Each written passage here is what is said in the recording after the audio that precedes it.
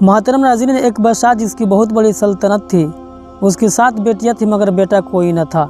वो जब भी खुश होता तो एक मजमा लगाता, लोगों से सवाल करता, जो उसके सवाल का जवाब देता उसको उसका मनचाहा इनाम मिलता। एक दिन बादशाह बहुत खुश होता है और अपनी 7 बेटियों को बुलाकर पूछता है कि मैं तुमसे एक सवाल पूछूंगा और अगर जवाब अच्छा लगा तो तुम्हारा इनाम भी दूंगा। सब एक कतार में खड़ी हो जाओ और एक एक करके बताओ कि तुम किसका दिया खाती हो और किसका दिया पहनती हो।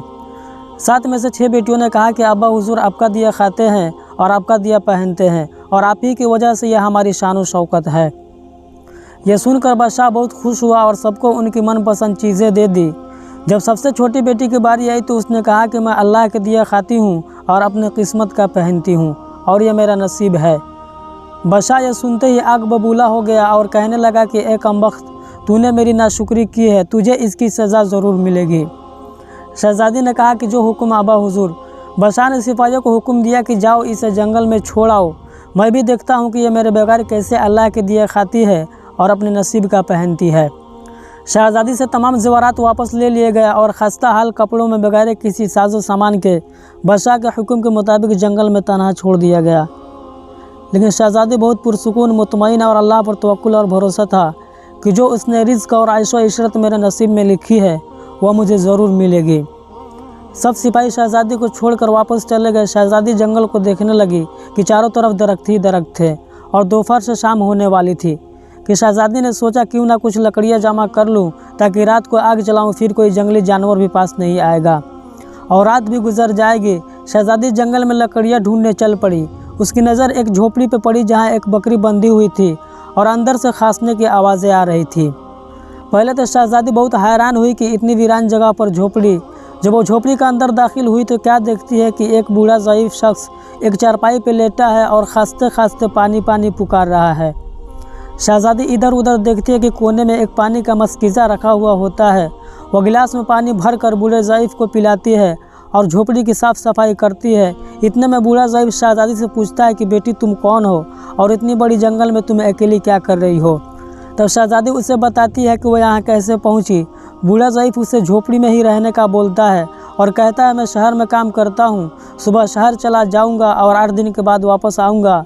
तुम यहीं रहो, झोपड़ी में खाने का सामान है और नदी पास ही है, तुम वहाँ से घड़ा भर कर ले आना।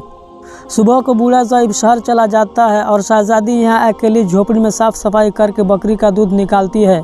आधा अपने लिए रख लेती है और आधा बाहर एक कोने में बर्तन में डाल कर रख देती है कि रात को कोई जानवर भूखा या प्यासा होगा तो पी लेगा और खुद ही अंदर आकर सो जाती है। सुबह सवेरे शहज़ादी जब उठती है तो क्या देखती है कि दूध का बर्तन खाली और पास ही एक लाल पड़ा हुआ है जो देखने में बहुत ही नायाब और कीमती मालूम होता है और पास ही सांप के निशान भी मौजूद होते हैं। तब शहज़ादी को याद आता है कि उसने बचपन में सुना था कि जब कोई नायाब सांप बहुत खुश होता है तो ऐसा एक लाल उगलता है कि जिसकी कीमत हीरे जवाहरात से भी महंगी होती है। शहज़ादी बहुत हैरान होती है और दिल में सोचती है कि शायद सांप बहुत भूखा था, इसीलिए वह दूध पीकर खुशी में लाल छोड़ गया। फिर वो लाल उठाकर अपने पास रख लेती है और फिर अगली रात शहज़ादी बर्तन में दूध भर कर रख देती है और अगली सुबह जब देखती है तो फिर एक लाल पड़ा हुआ होता है।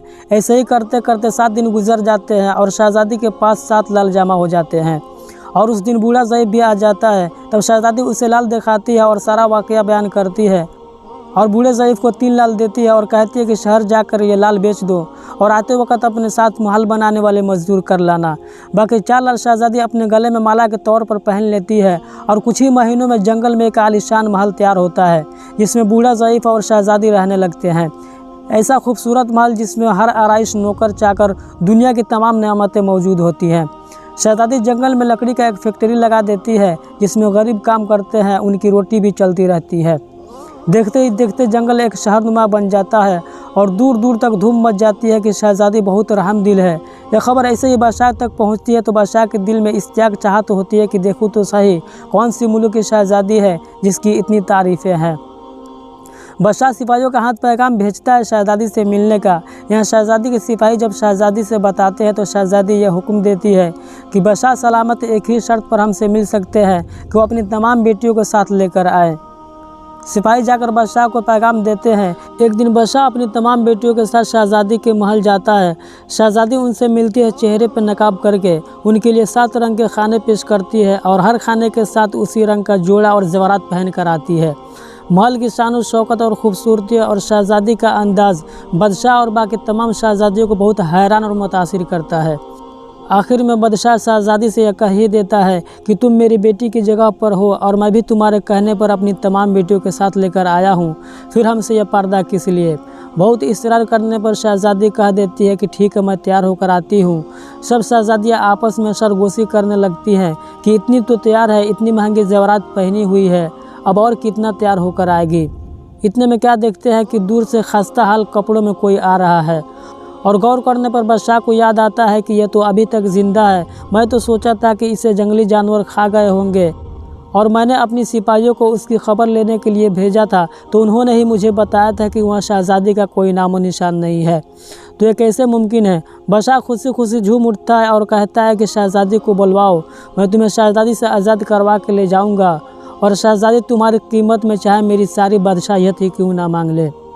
यह सुनते ही शहजादी बोलती है कि नहीं अब्बा हुजूर, मैं ही वो शहजादी हूँ और मैं ना कहती थी कि मैं अल्लाह के दिया खाती हूँ और अपने नसीब का पहनती हूँ। बस उसी अल्लाह ने मुझे कहाँ से कहाँ पहुँचा दिया कि आज मैं आपसे भी ज़्यादा अमीर हूँ। फिर शहजादी अपना तमाम हाल बयान करती है कि वह इस मकाम तक कैसे पहुँची और दिखाती है अपने गले का माला जिसमें अभी तक 4 लाल मौजूद होते हैं।